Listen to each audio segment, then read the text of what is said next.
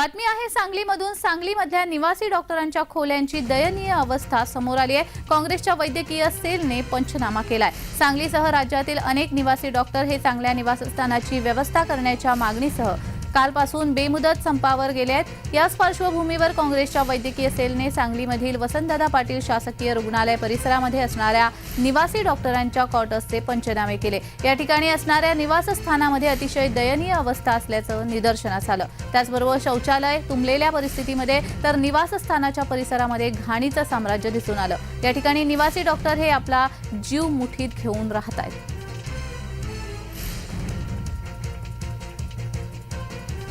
सांगली हे वैद्यकीय पंढरी मानली जाते, पण या वैद्यकीय पंढरीत जर डॉक्टरांचे जे निवासस्थान बघितलं, अत्यंत बिकट आणि दयनीय अवस्था या निवासस्थानाची दिसते। शौचालय ब्लॉक आहेत, पावसाळ्यात पाणी गळते, भिंती पडलेल्या आहेत, इथं अस्वच्छता आहे, कोणतेही पाण्याचे फिल्टर्स बंद पडलेल्या अवस्थेत आहेत। म्हणजे ह्या डॉक्टरांनी रुग्णांची सेवा करायची आणि ह्यांची अवस्था काय आहे, खरं सामान्य जनतेनं बघितलं पाहिजे की या लोकांना हे सरकार किती या लोकांवर अन्याय करते। डॉक्टर म्हणून एक सामान्य सॉफ्ट टार्गेट म्हणून यांच्या भावनांना कुठेही त्यांना वाव दिली जात नाही।